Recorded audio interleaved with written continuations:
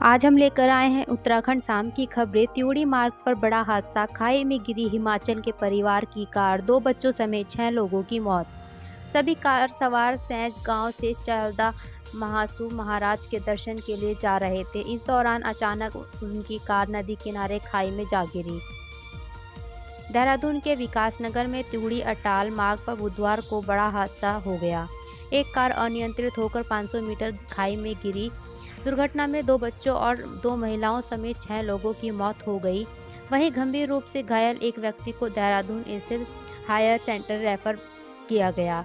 सभी लोग हिमाचल के रहने वाले थे। रामनगर पुलिस के हत्थे चढ़े 2 चोर, लाखों का सामान बरामद। रामनगर में 2 दिन पहले हुई चोरी का पुलिस ने खुलासा किया है। मामले में पुलिस ने 2 आरोपियों को चोरी के सामान के साथ गिरफ्तार किया। छात्र बोर्ड परीक्षा में पहुंचा लेट, सेंटर से लौटाया गया। रुड़की के जंगल में मिला शव।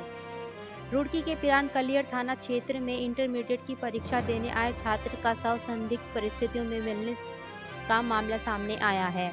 बताया जा रहा है कि छात्र परीक्षा केंद्र में लेट पहुंचा था, जिससे उसे परीक्षा में प्रवेश नहीं दिया गया था। मृतक छात्र की पहचान गुरमीत निवासी उत्तर प्रदेश के रूप में हुई है। यातायात नियमों का उल्लंघन पड़ेगा भारी, दून में करनी पड़ सकती है ट्रैफिक ड्यूटी, लग सकता है भारी भरकम जुर्माना। राजधानी में ट्रैफिक पुलिस ने अनोखा तरीका अपनाया है, जिसके तहत अगर आपका चालान कटता है और आपके पास पैसे नहीं हैं तो आपको घबराने की ज़रूरत नहीं है, क्योंकि चालान कटने के बाद आपको 2 विकल्प दिए जाएंगे, जिससे आपको चालान की राशि नहीं देनी होगी। जमरानी बांध परियोजना का शिलान्यास करेंगे पीएम मोदी, आचार संहिता से पहले शुरू हो सकता है काम। जमरानी बांध परियोजना के लिए केंद्र और राज्य सरकार ने बजट जारी कर दिया है। केंद्रीय रक्षा राज्य मंत्री अजय भट्ट ने बताया, आचार संहिता लागू होने से पहले जमरानी बांध का शिलान्यास हो सकता है। इसके लिए उन्होंने पीएम मोदी से आग्रह किया है। विधानसभा की कार्रवाई देखने पहुंची छात्राएं, सीएम धामी से की मुलाकात, साझा किए अनुभव। उत्तराखंड विधानसभा बजट सत्र के तीसरे दिन सदन की कार्रवाई प्रश्नकाल के साथ शुरू हुई, जहां कई अहम मुद्दे उठाए गए। वहीं एक निजी संस्थान की छात्राओं ने भी सदन की कार्रवाई देखी, जिसके बाद उन्होंने सीएम धामी से मुलाकात की। उत्तराखंड बजट सत्र में पेश किए गए 14 संशोधन विधेयक, 3 बच्चे वाले भी लड़ सकेंगे चुनाव।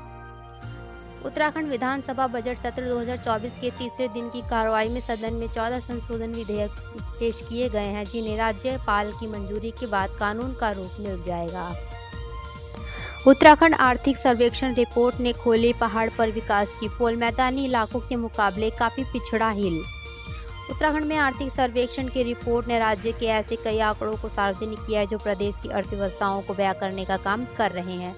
खास बात यह है कि आंकड़ों ने उत्तराखंड में साल 2023-24 के दौरान पिछले साल की तुलना में अर्थव्यवस्था में कुछ सुस्त रहने को जाहिर किया है। हालांकि प्रदेश में प्रति व्यक्ति आय को लेकर राजस्व कलेक्शन में बढ़ोतरी की स्थिति भी स्पष्ट की गई है। उत्तराखंड के पांडे दंपति को मिलेगी संगीत नाट्य पुरस्कार, राष्ट्रपति द्रौपदी मुर्मू करेंगी सम्मानित। प्रेम प्रसंग में आड़े आई सांस, बहू ने प्रेमी के साथ मिलकर घोट दिया गला, जानिए कैसे हुआ खुलासा। आयोग में इंश्योरेंस कंपनी को झटका, पीड़ितों को 13.50 लाख बीमा राशि देने के निर्देश, उत्पीड़न पर भी लगाया जुर्माना।